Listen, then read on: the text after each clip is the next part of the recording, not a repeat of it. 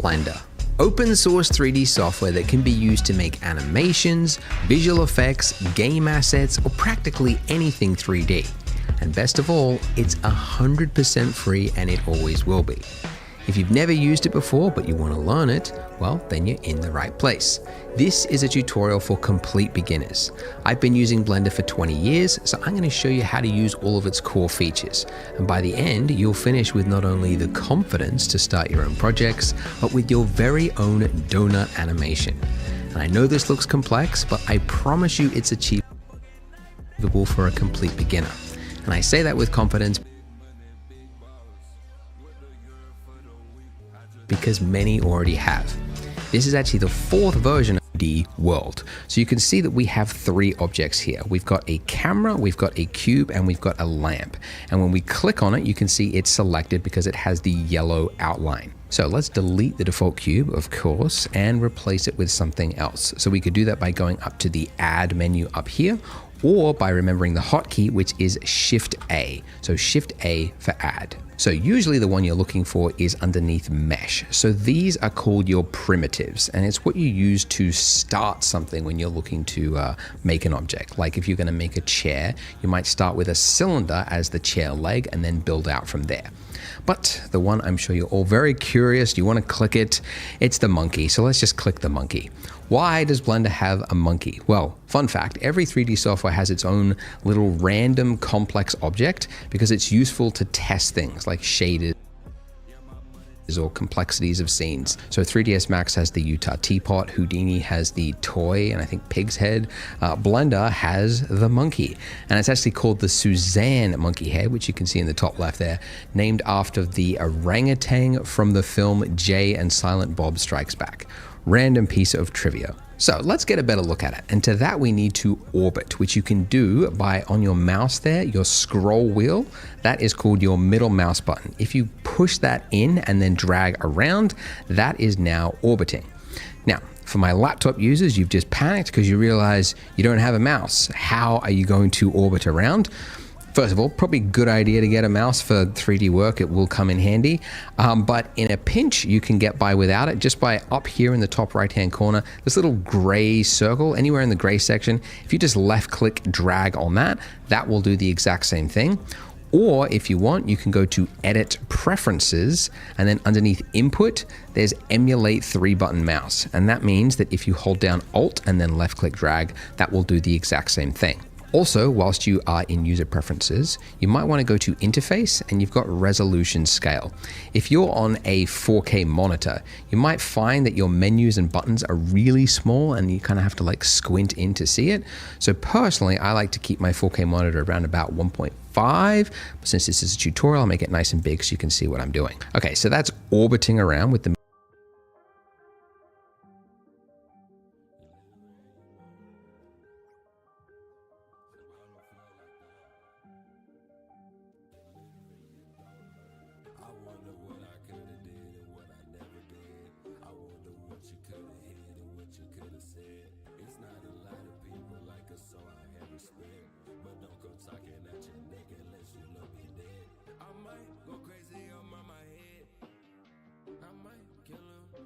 middle mouse button. If we want to zoom in, we can do that just by scrolling in and out. We could also do it by going up to the magnifying glass tool there and then just left click dragging and then moving the mouse back and forth. That does the same thing. Or you could hold down Control and then middle mouse button, and that will do a smooth zoom as well. Okay, so one thing you might notice looking at this is that it's not very pretty, right? It's just kind of got this flat, bland, gray lighting over everything. And that's because this state right now is called viewport shading. And it's kind of a lightweight, optimized way to view the scene just as you're building it. But if you want to create a final pretty image, that's called rendering. And you can actually switch into rendered mode by going up here into the top right-hand corner.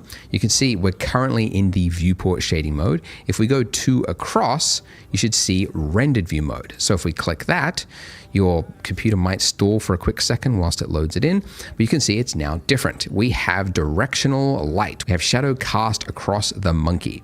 So it's now currently being lit by this lamp up here. So if I wanted to, zoom in on that lamp there and just kind of like move it around, you can see it's kind of hard to focus on. Like it's always exactly not in the right view. And that's because we are centered on our monkey right now. We need to change the focus. We need to pan to something else. So we could do that one of two ways. One, if you're on a laptop, you could use the little move tool there. That will do that. Or everyone else, shift middle mouse click, drag, that will do the same thing. So middle mouse is for orbiting, shift middle mouse is for pan to change your view to something else. Okay, so I want to move my light because it's too moody. I want to be able to see the monkey's face there. So to move an object, you could do it one of two ways. One, you could go over to the left-hand corner here and you've got the move tool. When you click that, you can see that the selected object, the lamp, has this gizmo, it's called, with these axes on it. And if I just clicked and dragged on any of those arrows there, you can see I can move it along any of those axes. I could also just click on that white circle there, and that will just freehand drag it depending on my view. But it's kind of tedious. Every time you want to move something, you have to like go to that tool and then find the arrows and yada yada. So actually most people in Blender prefer to use the hotkeys. So we just keep it in the default selection state here, and instead remember the hotkey, which is G for grab. Now I've just tapped the key and you'll notice as I move my cursor that it's now attached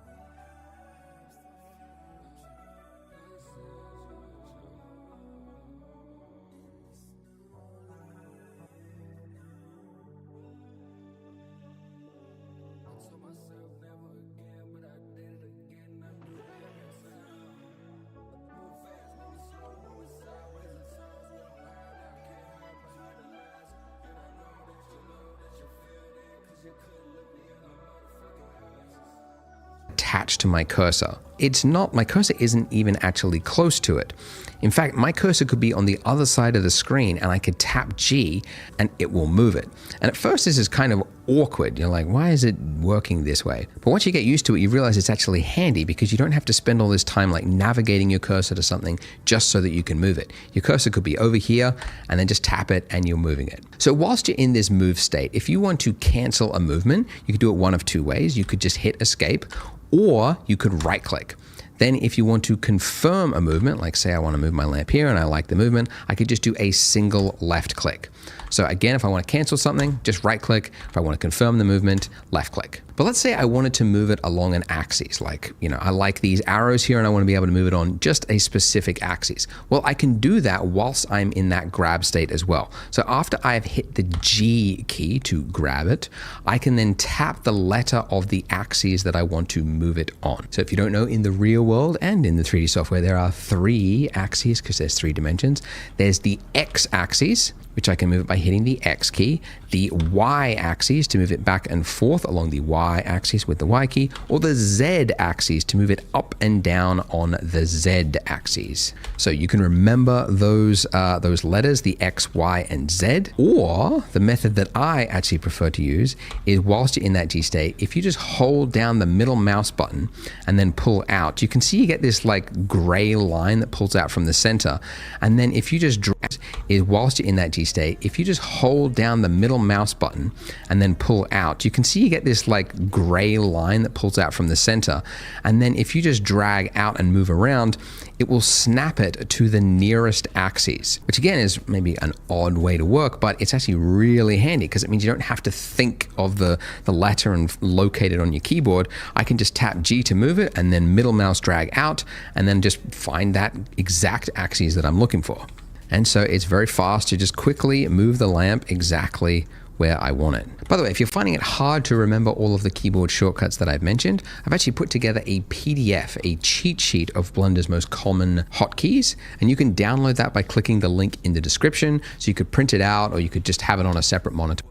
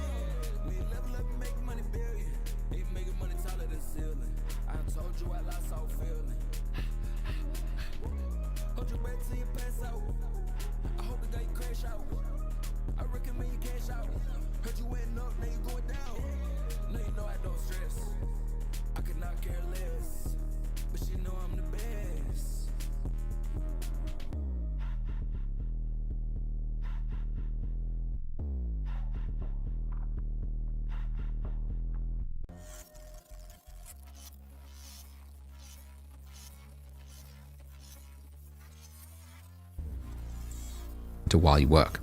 Also, if you are from another 3D software package, you might notice that Blender's hotkeys are different than what you are used to.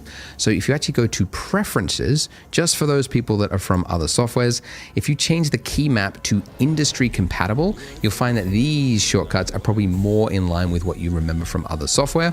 I'll also put a link to a cheat sheet that is just for the industry compatible key maps that somebody else put together. I've got nothing to do with it, but I'll put that link there so you can check it out as well. For the rest of this tutorial series, I'm going to use Blender's hotkeys. Just keep that in mind. Now let's say as I am moving around here, I'm like, oh, this looks really good. I've got some nice Rembrandt lighting across the monkey's face. I want to take a photo. I want to take a nice pretty image of this and post it on socials for clout, right? Well, I could take a screenshot of it, but that would be silly because it's got all these lines all over. It's all noisy, right? We don't like it. The way you take a photo, a pretty image in Blender, is to do a render. So you could do that one of two ways, by going up to render and hitting render image, or remembering the hotkey, which says next to it F12.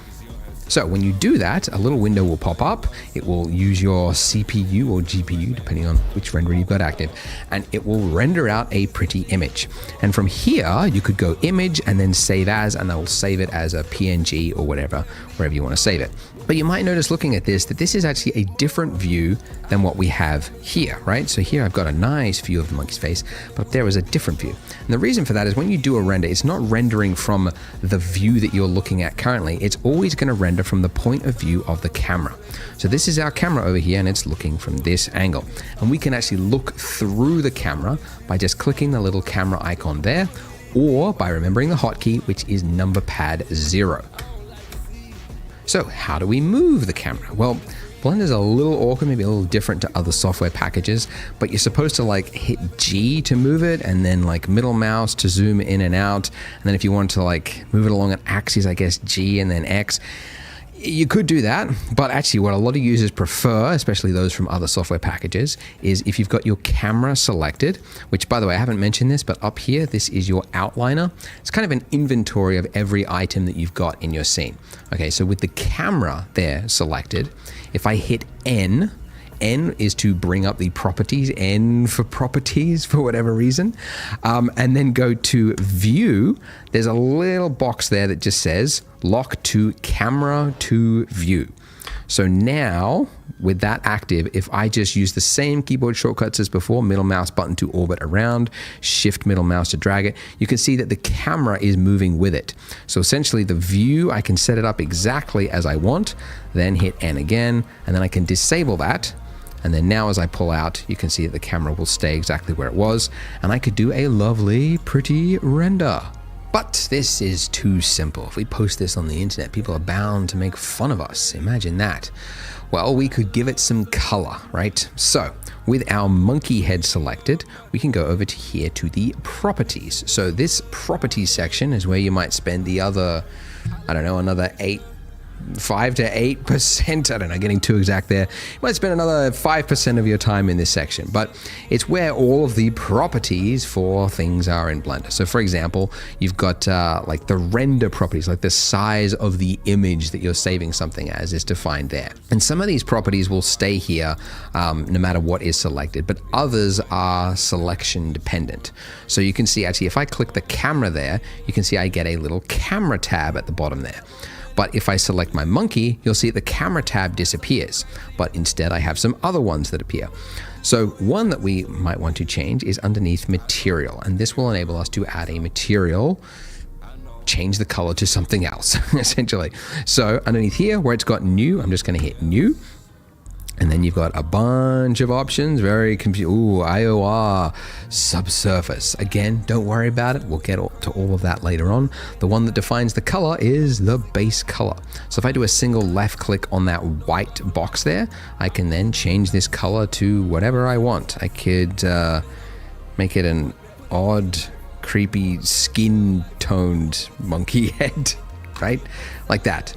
And do a render. Okay, so hey, all right, it's better, but still it's too simple. I think people will think we haven't put enough effort into this masterpiece. So let's add another object. Let's give the monkey a hat. So if we want to add another object, how do we do it? Well, we could go to the add menu, like I mentioned before, or the hotkey Shift A. So what sort of hat do we want to add? We could do a boxy hat. Let's do a party hat with a cone. So once we've added that object, you can see it's just plopped it straight in the center, intersecting our monkey. So we need to move it. We can move it and we could grab it with the G key. So it's now moving it just on our cursor there. I don't want to move it just freehand though, because I like the position, but I just want to move it up. So I'm going to hit Z to move it along the Z axis. Right, I like it there. So once I like the placement, I'm just going to do a single left click. Okay, great. But too big. See, need to learn another tool, which is scale.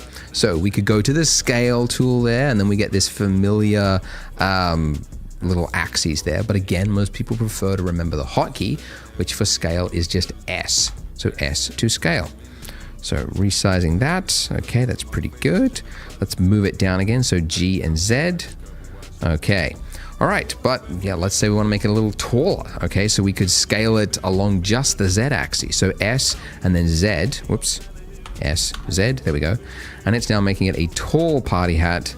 Scale it down. There we go. Ha, look at that. Be a very bland party if it's gray though. So let's give it another material, an exciting color, a vibrant aqua color. Why not? Give that a render by hitting F12. Okay. Camera is in the wrong position, so let's go to camera view mode with number pad 0. I'm going to select my camera, and rather than dabbling with that little thing I had before, I'm going to hit G and then middle mouse, just tap it once.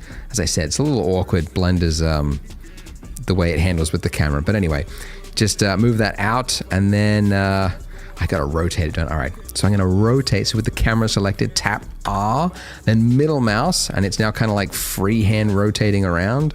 So I'll just move it up slightly.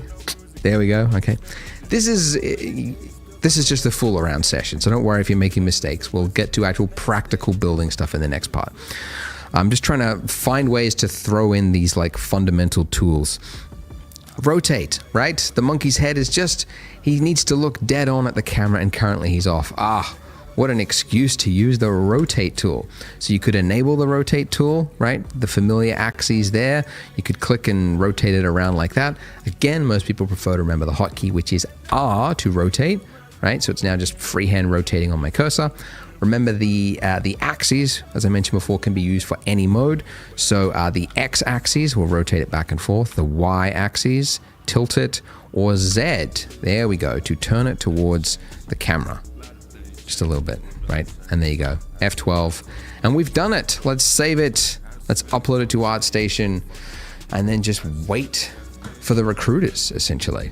All right, let's start a new scene so that we can get ready for part 2, where we're going to actually start building our donut and learning some of the more core features of Blender. So click here and I will see you in part 2. Now we know how Blender functions, let's start building that donut. So as before, let's, well, first of all, just to repeat, make sure you are working with a new scene. Completely new scene, don't want any remaining monkey heads lying around. Let's begin fresh slate, and let's delete our default cube just with the delete key, and let's replace it with a new object. You might remember the hotkey for that is Shift A. And as I mentioned before, you usually want what is underneath mesh because these are your primitives. So we want to start with something that most resembles what it is we're building. If it was a house, you might start with a cube. If it was a vase, you might start with a cylinder. In our case, we want the donut shaped one, although mathematicians call it a torus for some reason. So let's add that. Now if I zoom in by scrolling up, we can see we have something resembling a donut. Looks like a pretty weak looking donut, you know, very flimsy. Looks like the donut before it's cooked, when they just drop it into the vat and it's just this little wispy thing. So immediately after you do some actions in Blender, you have options to change it. And the options are hidden down here in the bottom left-hand corner. You see a little box, and if you click that box, you see options. And look, we can change the dimensions of our torus. Now, something to note is that these options in Blender only appear immediately after you have done that action. If you do another action, like say deselect your torus by mistake, it's gone. Right? Because Blender has assumed you have moved on. You've accepted the state of your donut, and this is the one you want, right? Now, if you haven't done anything drastic or changed this object in some severe way, you can temporarily bring it back by hitting F9. I never actually remember that hotkey. I just remember that immediately after I have added an object, if I want to tweak it, now's my chance before I move on to something else. Okay, so we could change, the size of it here. We can also change the resolution. I'll use the term resolution loosely. To make it higher or lower fidelity. And a mistake that a lot of beginners make, and I say this because this was the exact mistake I made way back in 2003 when I started learning Blender, is they go, well, I need a realistic looking donut, so I guess I need to go really high resolution. I remember my first project, one of my first projects was for a high school film project, and I wanted to have a close-up of a face. Didn't realize faces were going to be difficult, but I went really high poly, and then it was just an absolute nightmare to work with. So the reason you don't want this is that, for starters, things that are high poly are very slow to render, and they're very hard to work with if you want to tweak the shape of it. But also, as you learn and you grow with 3D, you'll discover that it is a lot easier to add resolution to something later on, but it is very difficult to take it away if you've already built it into it and you don't need it. So, long way to say, what we actually want is to have as few polys, these are called polys, as you can get away with. So I'm going to go with 32 major and 12 minor. And don't worry that it looks all jagged, because we will fix that in a moment. Now, the major and minor, this is really up to you, but I find that something that looks kind of chunky, like a fat donut, just looks really delicious. So I'm going with something around about this size. Okay, and once I'm happy with this, once I'm ready to click off, I click off, the options are gone, and this is it. This is the donut that I am now working with. So how do we make this look?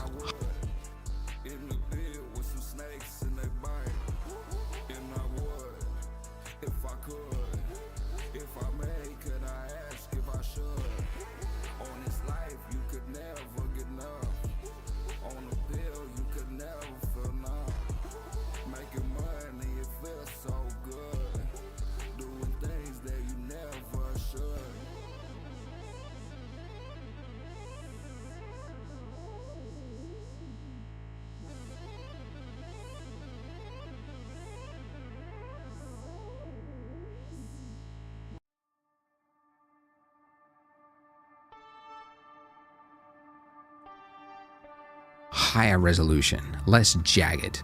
Well, one way is to use smooth shading. So if you right click with your object selected, go to Shade Smooth.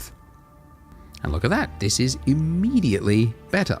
Without getting too technical, this is kind of a fakery. It's sort of like the shader is telling the renderer that this is a really high poly dense mesh when it really isn't. It's just basically kind of like averaging out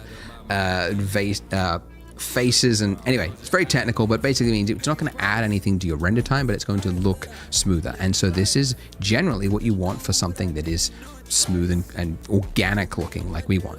If you were rendering like architectural or like hard surfaces, like later on we're going to put this on a counter, then the object would obviously want to be flat. But in our case, we're just going to use Shade Smooth. But you might notice that looking at this, especially if you go side on, that you've got this sort of jagged shape around here, right? So the silhouette is really breaking that illusion that this is a high poly or a smooth looking donut. But thankfully, rather than adding all of that complex density into the mesh itself and then making it hard to remove later on, there is another way through modifiers.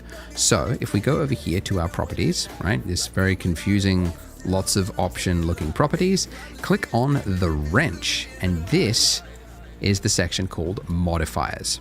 And this is one of those object-dependent things. So if you've got your camera selected, you won't see it. So it's only when you've got actual meshes that you might see this modifier here. So it's much easier to explain if we just add one. So up here, add modifier, and you got a range of options here that can do a whole number of things. The one that we're looking for is underneath generate, and it is called subdivision surface. And it is a really common modifier that you use all the time. In fact, it's so common, it's actually, you can just immediately add it to any object just by hitting Control-1. But don't do that because we've already got it, so there. Now, some of you might have just discovered that your donut has disappeared. If that is the case, you need to go to Edit, Preferences, and then underneath Viewport, where it's got Subdivision at the very bottom, Disable GPU Subdivision. That will then make the subdivision perform on your CPU instead of your GPU, which is maybe non-existent or not performing whatever. But disable that.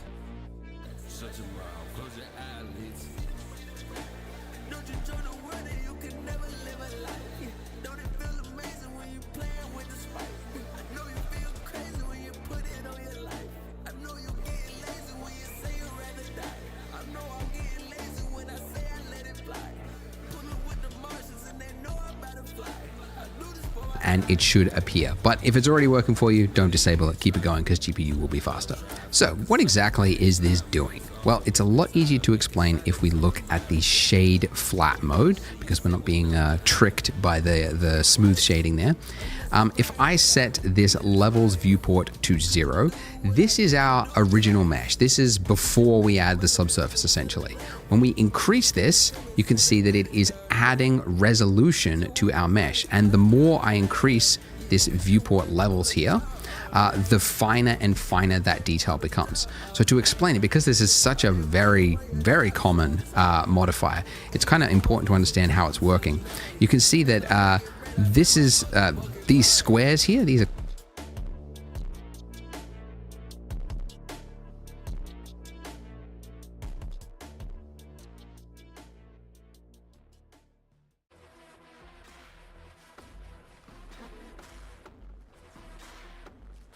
they're called faces, by the way. And for each one of these faces here, as I add a level, you can see it's becoming 4 faces, right? And then now if I zoomed in on this one face here, if I do another level, that's now become 4 faces. And then if I zoom in again, it's now become 4 faces. So it's exponentially adding detail. And you might also know that it is smoothing it out as well. Like this jagged edge that we've got here, you can see now becomes smoother. So to quickly visualize that, if I just draw it, like imagine you've got like a 90-degree corner, right? Like this. If you add a subsurf modifier, what it's going to do is it's going to add a point here, right? Because this is the extra detail. It's also going to take that point there and it's going to average it out. It's going to average it out between these points. And it's going to create another one there and another one there. So you go then from having that really hard corner there to having something that looks a lot smoother. So it's going to take a point and it's also going to change it to make it look smoother, generally speaking. So there we go.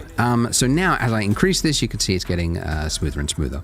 Now, the reason there are 2 options here, you've got levels viewport and levels render. So reminder, this gray area that we operate in is called our viewport. The render is the pretty version.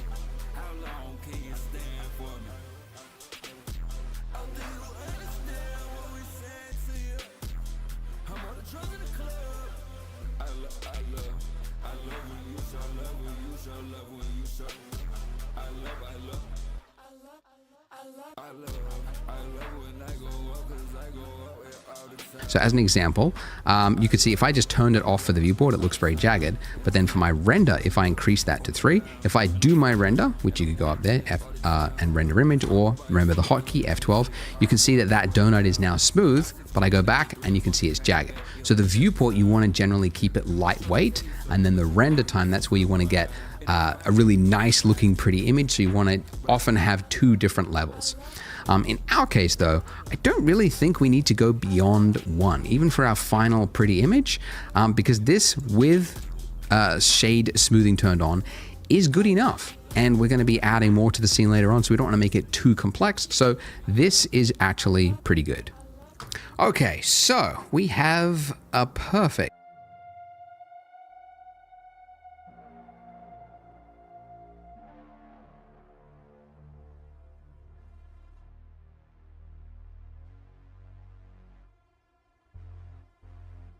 perfect donut. And that's the problem. It's too perfect. You could spend decades trying to develop a machine in the real world that made a donut this perfect, and you never would. This is so mathematically precise that the eye will always see this as looking fake. So that's actually a problem you learn pretty quickly in 3D, that things that are too perfect just look fake. So you have to spend time making things look misshapen and adding variation there like you see in the real world, because your eye expects to see it.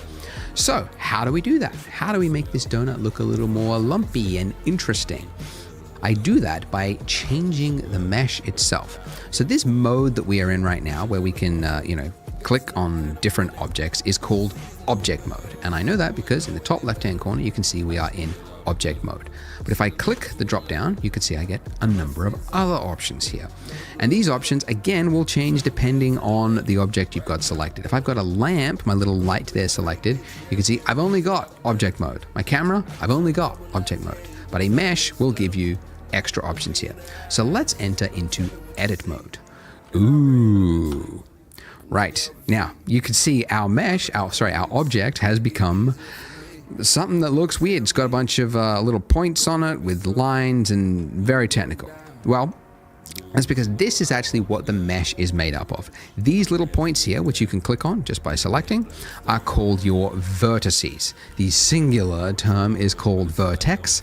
I never say that. I like to just call all of them vertices, regardless of whether it's one or two, just because you always get some comments that go, actually, it's called vertex if it is singular.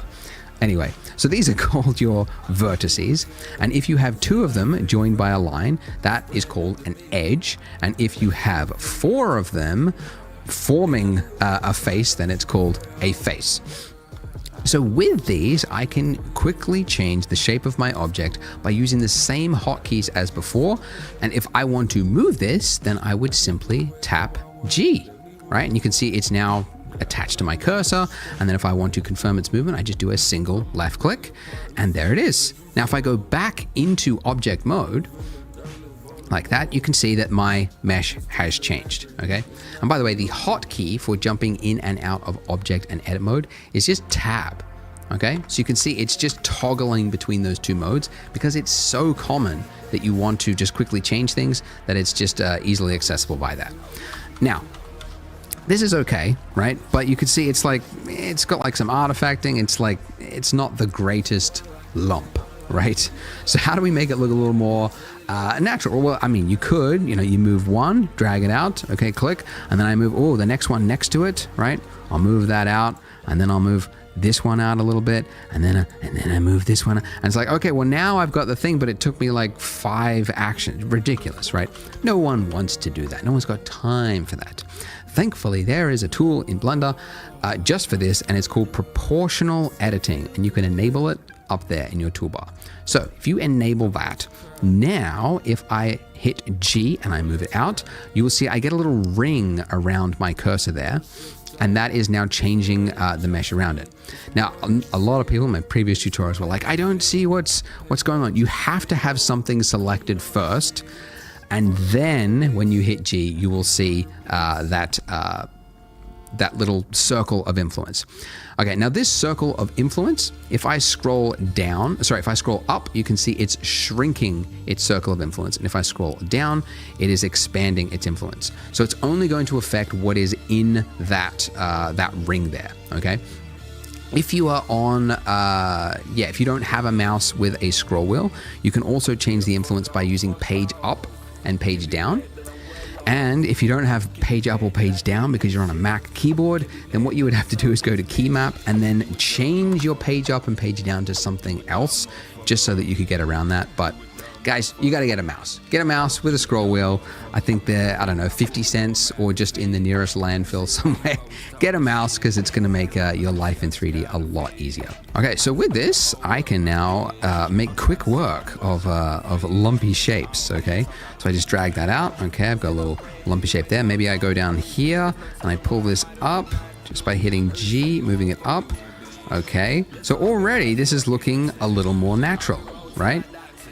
Because even if we were making a stylized world,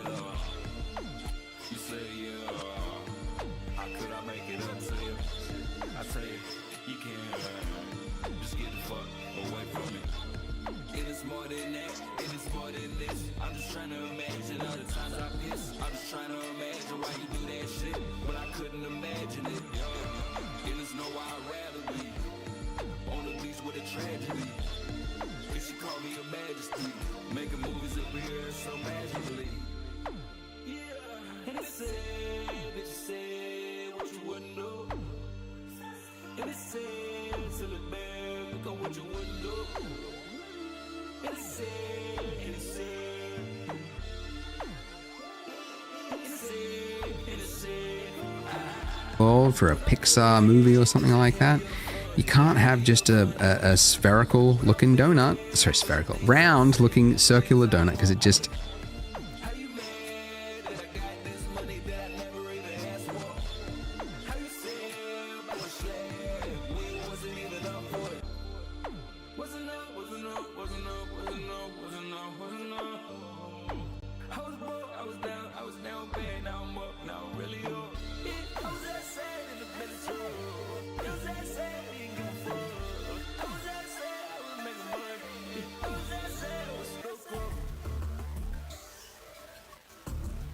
your eye will see it as fake.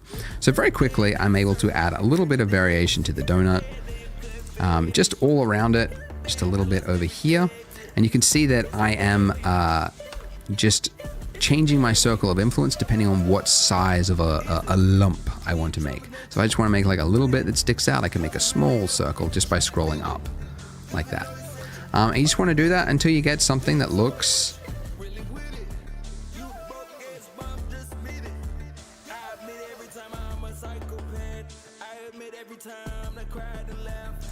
a little more natural. I might want to make the inner part as well. We just drag that in with a smaller circle, and that's pretty good. Let's just have a look from the top. I might actually just drag that out and make it a little bit more like that.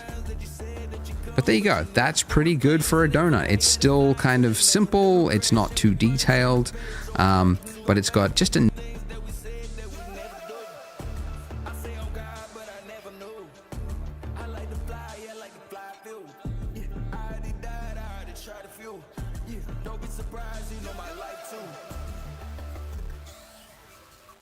enough variation in it that it's more interesting to look at.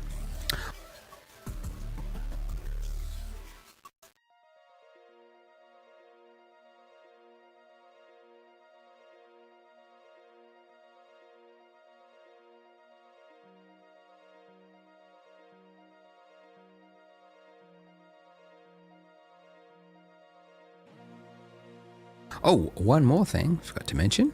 Go back into edit mode with tab. Donuts, when they're sitting in the little vat thing, right? They're only like half submerged, so then they have to be flipped. But it means that the bit that's nearest to the surface is getting less heat. So essentially what I'm saying is the bit that's around the donut, the circumference of it is usually a little bit flatter. So donuts aren't like perfectly round all the way around. They're usually a little bit flatter. So what I want to do is I want to select these vertices along here, and then I want to shrink them. Now I could go around one by one like this, which is actually what I used to do when I was learning Blender pre-YouTube days, and there was no tutorials. I would do this if I wanted to select this. Silly, because there's a function, a tool for that, and it is edge select. So if you hold down Alt on your keyboard and then do a single left click on not the points, but on the edge, like this little line here, you can see it's selected.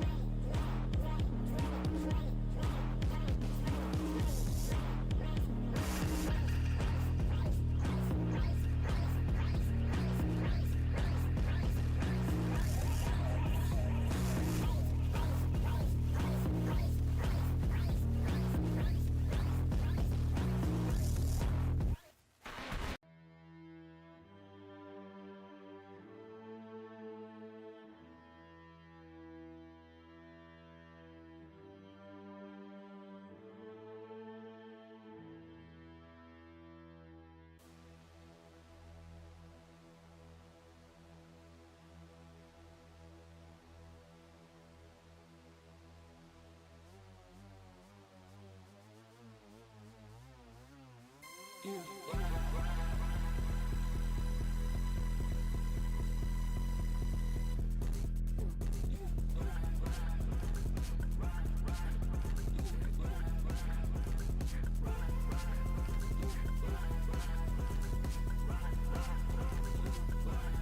fly in this shit, you just fly down. I got a lot of money, I can fly now. I can see you pull up to my plane, but not now. Ride, till you die. All of it, ride, till you die.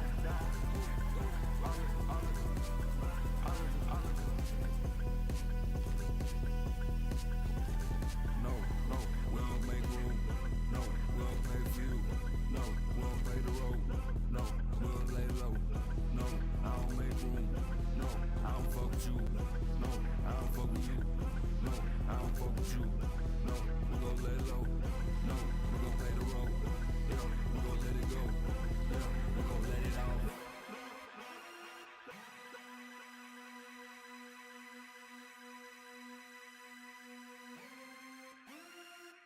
I'm gon' set it off. I'm gon' set it off. We gon' let it fly. Reach across the sky. We gon' let it off. We gon' let it off. We gon' say it off. Far across the sky. I put G in golf. I put G in wagon. I put money on it.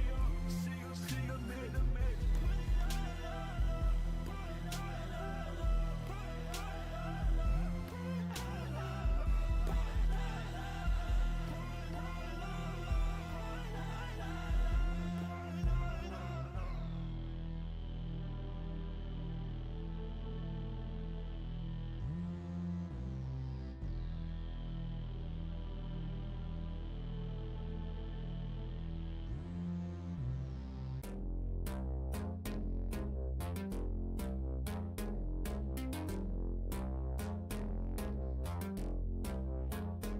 all the way around. So it's anything that's connected along that line is now selected.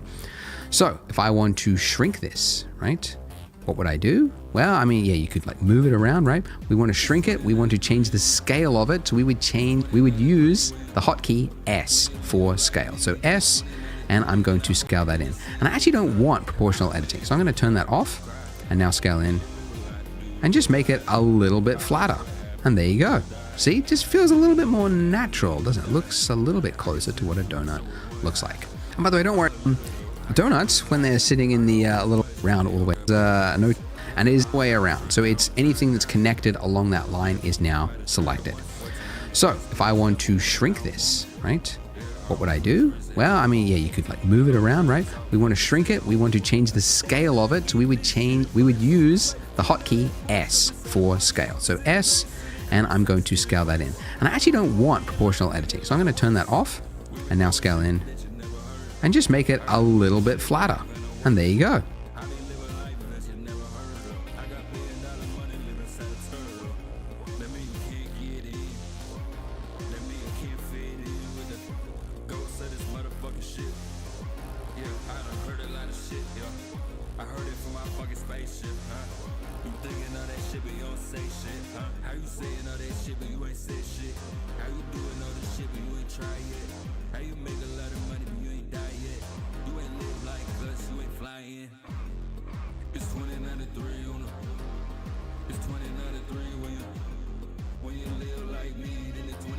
See, it just feels a little bit more natural, doesn't it? Looks a little bit closer to what a donut looks like. And by the way, don't worry if yours doesn't look exactly like this, like your lump is a little bit off. Like some people get a little bit too precious with the tutorial. I gotta match exactly everything I do. Like I'm just working on the fly as well. So just make what you think looks good. Maybe you think this is not misshapen enough and you want to add more, go for it, because it might actually turn out better than what mine is. Now, before we move to the next part, how to save. Blender, very, very easy. You just go save as, and you just get one file. It's called .blend. Very literal file extension, really pushing the limits of what a file extension can be. That's almost a word, Blender. Anyway, .blend, and that's it. And then next time you open it up, it's exactly like it. It's not like ZBrush where you got like 4 or 5 different ways to save a project or an object or a tool or a... Hate ZBrush. Okay, that's how you save. Now, also, finally, I would say if you need help, because I know if you're stuck and then you leave a YouTube comment, you might not get a reply. If you want immediate help, I've got a Discord, so I'll put the link below. So there's like a little channel in there where you can just ask for specific donut help. So if you're having issues,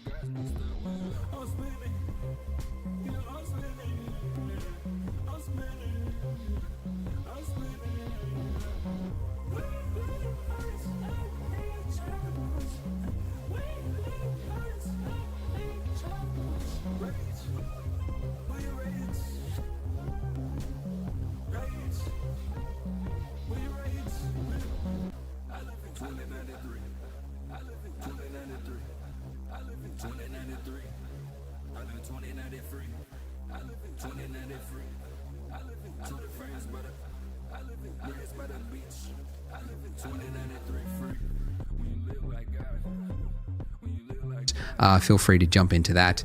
And also, guys, don't beat yourself up. Like 3D is definitely has like a steep-ish learning curve. So you're in that steep slope right now, and it's really common. Like a lot of this stuff is very foreign. 3D is very unique. It's very different to a lot of 2D tools. But don't give up. Like it's definitely achievable to learn and self-learn at home. You don't have to go to school. You don't have to pay for a tutor. It's really easy to get help online nowadays. So do make use of that Discord. Post comments as well in the YouTube comments if you want to. But I hope you stay. Did you guys know that Blender 4.0 had a change that makes it more realistic by default? Or that there's a new technology that is going to expand the uses for 3D exponentially? Well, you would if you were on my free newsletter called This Week in 3D. It's an email from me once a week with 3 to 5 things that I found interesting that week from the world of 3D. So sometimes I share a new tool that I found, a remarkable tutorial, a new Blender feature, a news story that affects the industry. So click the link in the description, enter your email address, and then you will stay up to date on the world of 3D. It's always free and it's always written by me. Now, on to the tutorial. Welcome back to the Donut Show, where we make sad little donuts that we cannot eat. This is where we finished up at the end of part 1. We've got our nice looking donut, and now we're going to make that icing, which looks complex, but is actually fairly simple. Now, as I mentioned before, if you want to add an object, you go Shift A, right? And then you start with something that resembles what you're trying to create. But we already have something that resembles the exact shape we want to create. It's the donut, because we want the icing around the donut. So let's just reuse this information. So we can do that by duplicating the object. And if you don't know the hotkey for it, you could just go Object, and then you'd find it here where it says Shift D. So Shift D. Now, when you hit that, you are in a placement state, essentially. Like it's duplicated and it's now saying, where do you want to place it?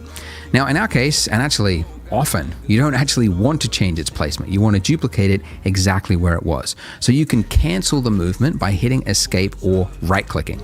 Now, when you do that, it looks like it's canceled the duplication, but you can see in your outliner, it has duplicated it. You've got 2 objects, but it's just in the exact same place, which is what we want. So first things first, we need to name them, or else we could get very confused very easily. So you can name an object by just double clicking it in the outliner and then just typing in the object. The other way you can name something, I'll just show you the second way.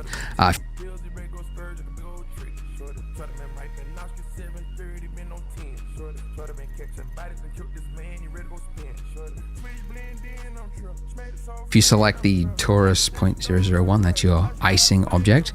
If you're in the 3D view, where your cursor, is over the 3D viewport, if you hit F2, that's another very quick way that you can name something without having to go up to the outliner to find your object. So with our icing objects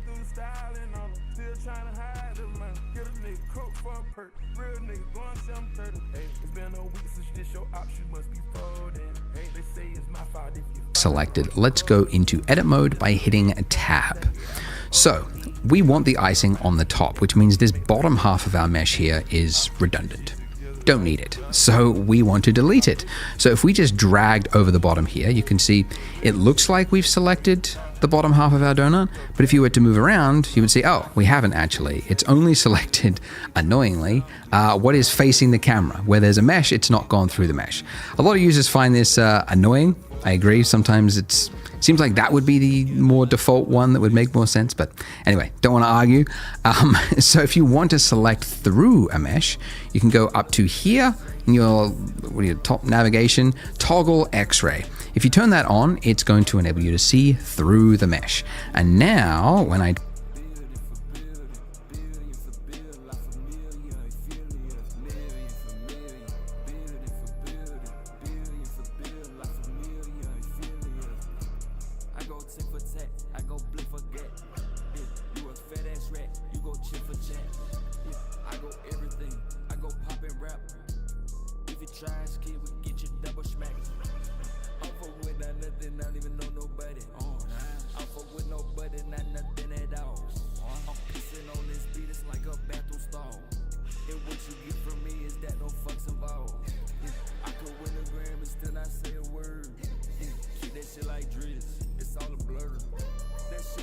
drag over it, you can see that I have selected all through the mesh as I move around it. By the way, you might find it like when you're in this state, it's kind of hard to select. Like it's easy to kind of accidentally select what is above it, and depending on what you've got at your end, that might have happened already. So another way to easily just look directly on the side-on of your donut is to just click one of these, like in your gizmo here, instead of just dragging around, just do a single click on either the green one or the red one, the X or the Y. And now we're in that state. You can see it's flattened it, so it's put you in orthographic mode, which actually you can toggle to at any time, just over there, which just makes it easier to mode. And now we're in that state. You can see it's flattened it, so it's put you in orthographic mode, which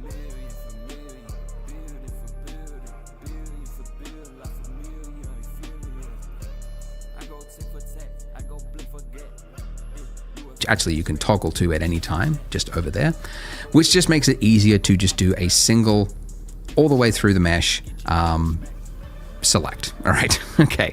All right. So we want to delete that. So just hit the delete key. You get an extra option here of what do you want to delete: edges, faces. You want the vertices. That's everything. And now we have, if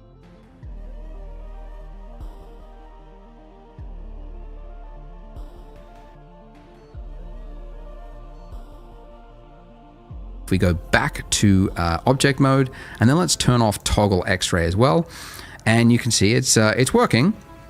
We got half the donut on top of itself, but as you move around, you can see you got some flickering. Now, this flickering happens, and it's actually a very common, it's actually a good warning sign to you as an artist, because it means you've got faces on top of faces, and the 3D software doesn't know which face it wants to render, right? So it's like sometimes saying it's the front face, no, the back face, the front face, and there's no understanding. Sometimes you can actually spot it in TV shows and like VFX or like low budget stuff. You can see something flickering in the background, and I'm like, ooh, there it is, Z fighting. That's what it's called, Z fighting, or Z fighting if you're not American. So what we want to do is we want to give thickness to our icing. So we can do that with a solidify modifier. So adding another modifier, make sure you've got your icing selected, not your donut. And then here where you've got add modifier, we're going to go generate solidify. Okay. Now it's made it worse. It's actually added a thickness to our mesh there, but it's actually done it the wrong way. So it's with the normals. Yeah, what is it? It's trying to put the extra bit inside the donut. So we can change that by just changing the offset here in the solidifier settings. Just drag that all the way to 1. Some of you might have actually found that it was correct before, just depending on which way your normals were. If that's the case, keep it at -1, but everyone else keep it at 1. We just want to make sure it's actually outside. Okay. I also, let's just increase the thickness a little bit too.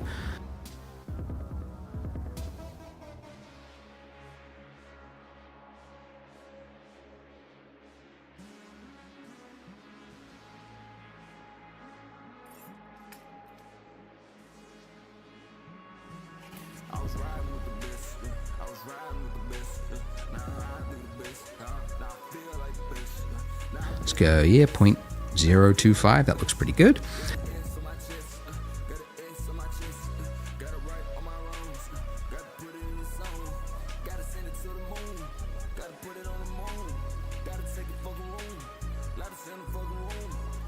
And great, we've got what looks like a yarmulke on our donut, a perfectly straight edge little hat for our donut.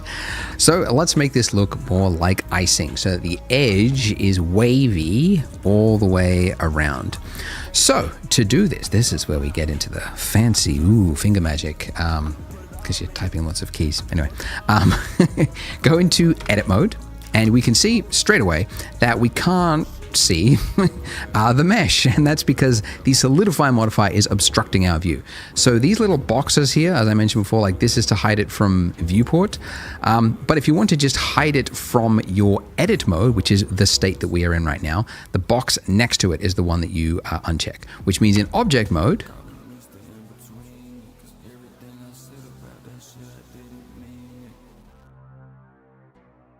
when you're tabbed in object mode, you can still see it, but edit mode, it's it's temporarily hidden for you. So if I was to select one of these points here and move it down, you can see that it's working, but it would be, again, a lot of effort to go round and round and do these one by one. So we want to use that old familiar proportional fall off tool again. So proportional editing on, and now as I move it down, let's just lower the slider way down here, and then let's pull this down. Okay, now we'll find issues. If we move to the side here, we can see the first issue we've discovered is that this is separating from our mesh here. And that's not what icing does. When it dribbles down, it follows the shape of the donut all the way down. So what we want to do is snap, undo it a number of times, snap the vertices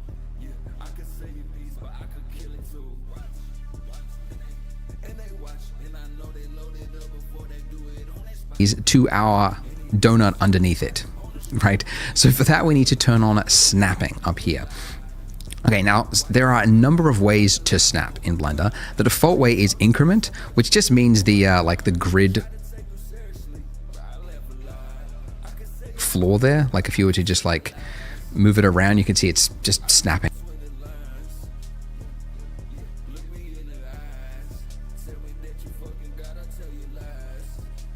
to the grid floor. Not helpful, but we want to snap it to the face. And now with face snapping enabled, if we move this down, we can see, let's just look here, that the bottom bit is snapping to the face, but as you might have seen, the top bits, the rest of essentially what is inside of our circle of influence with this proportional editing, that's not being affected. Only the little point that we had selected was affected. So that's not what we want either. Normally that would be enough, but in this particular case, we want to also snap individual elements too. And let's go face project. Now, when we pull this down, you should see that these are also no longer clipping through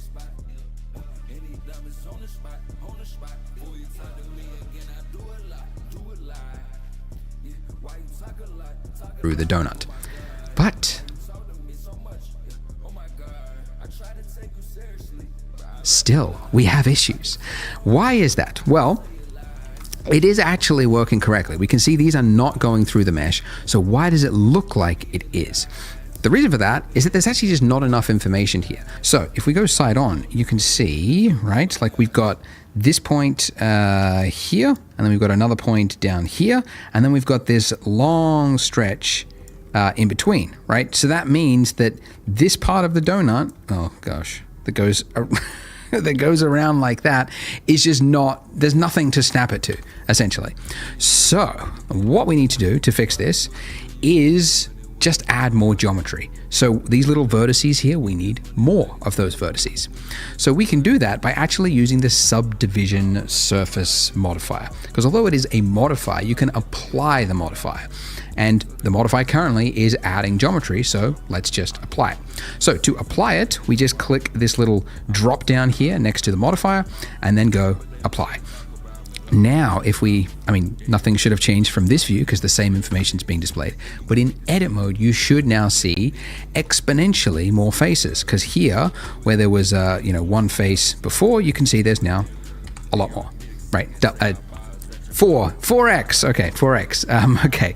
So, now if we pull down, we should see it is snapping, and if we go into this mode, you can see that it's now conforming to the mesh in a much more snug way, because there's information there for it to use. Now this shading artifact here that we can see, this don't worry about that, we'll fix that in just a moment.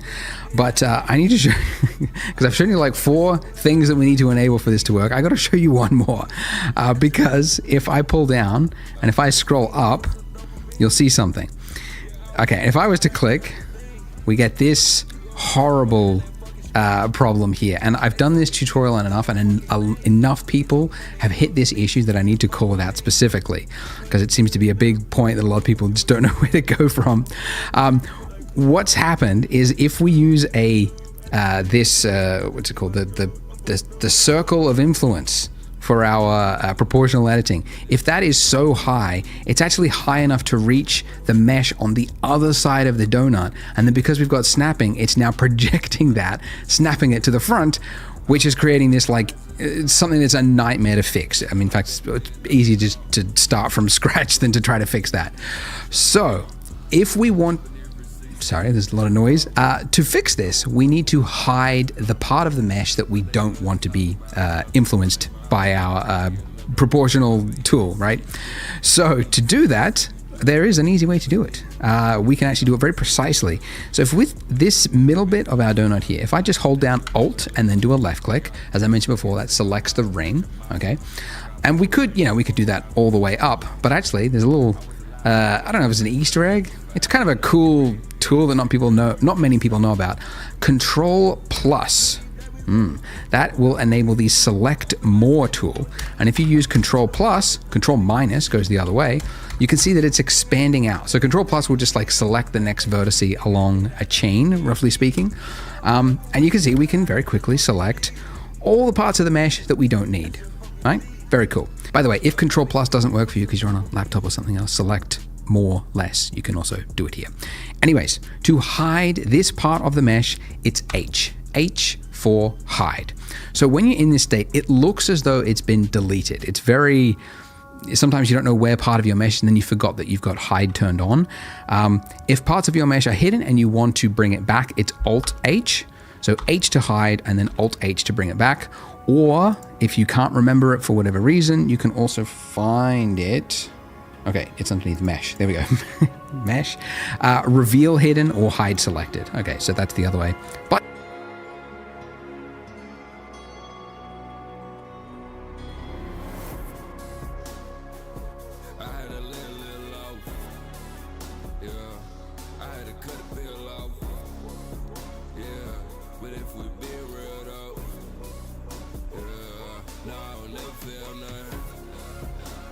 jumping the gun, yeah, like I do it for fun. You act like you do it for real, but no, you not on the vibes, you never could come. Inside of this building we run, inside of this world we run, we do it for us. No, I don't fuck with one of them at all, we don't function at all. No, I won't pick it because I don't like it at all. I can't want to see you fall. I keep on chasing the highs, I know I can never get back, so I'm always on low. And I got eyes on the back of my head, I got eyes everywhere, so I know where you go. I could drop ties in this bitch, drop like flies in this bitch. I cut ties in this bitch, I'll cut ties in your face. Yeah, cut you like a lace. Nothing I do could be replaced. That's why I'm living. But you can get my keyboard shortcut that's in the link. It's free. Just use that and then you won't forget a lot of these handy shortcuts.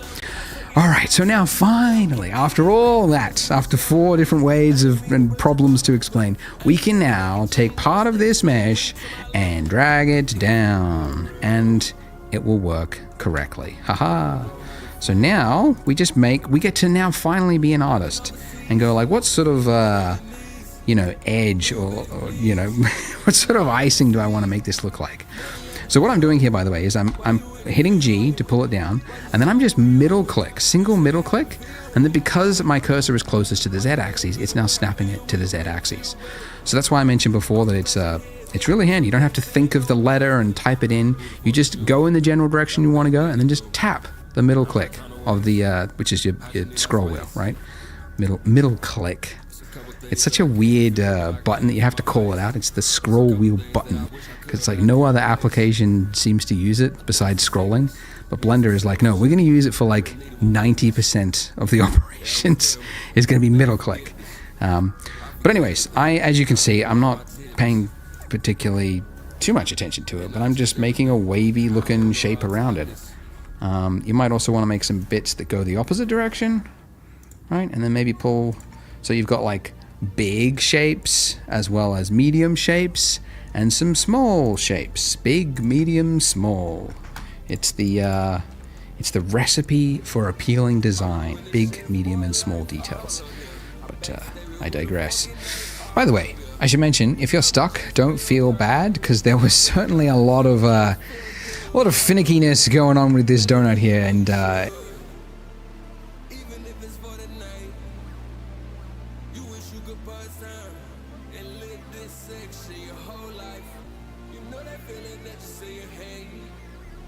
everything great I push away. Ask an alien and show it away. And I'm not in front of serve, I can't stay. Yeah, I wish I could stay. I wish I could stay. I did it so good. I could take it away. It's all inside of my head, but it's all out of my control. And it's something that I hear my soul saying. So I'ma let it take me overboard. If you try to tell me something I didn't like, if you tell me there's something that I didn't like, if it's a edge or what sort of icing do I want to make this look like? So what I'm doing here, by the way, is I'm hitting chasing that warm feeling inside of you. Always playing both sides, I'm fucking tired of you. You was schizophrenic, I realize it's 9 of you. I realize it's 9 of you. And I realize you could handle none of this shit, so I'ma give you anyway. Fuck what the critics said. Fuck what you bitch said. Gemstones like Tuesday. G to pull it down, and then I'm just single middle click, and then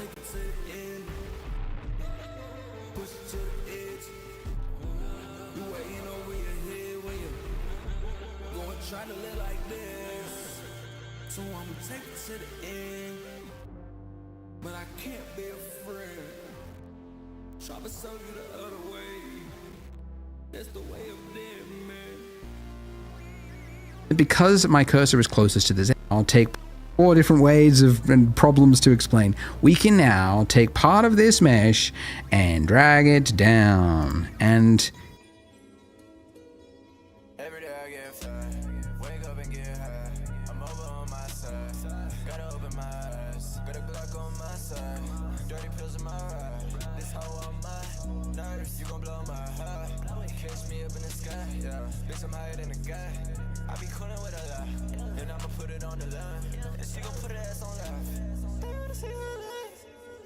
side on, you can see, right, like we've got this point here, and then we've got another point. Use that old familiar proportional fall off tool again.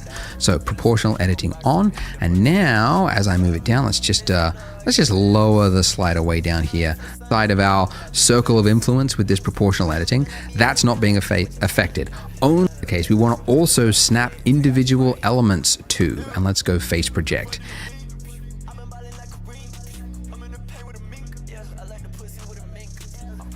Now, when the case, we want to also snap individual elements to, and let's go face project.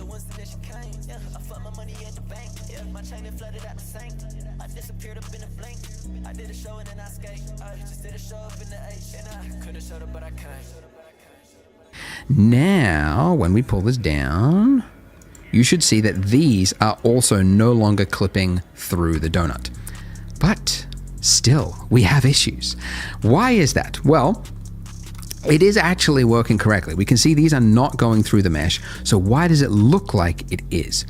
The reason for that is that there's actually just not enough information here. So if we go side on, you can see, right, like we've got this point here, and then we've got another point down here, and then we've got this long snug way, because there's information there for it to use. Now this shading artifact here that we can see, this don't worry about that, we'll fix that one more. This tutorial and people just don't know where proportional latitude. In fact, it's an easy way to do it. So Control Plus will just like select the next vertice along a chain, roughly speaking. 4 different ways and problems to explain. We can now take part of this mesh and drag it down, and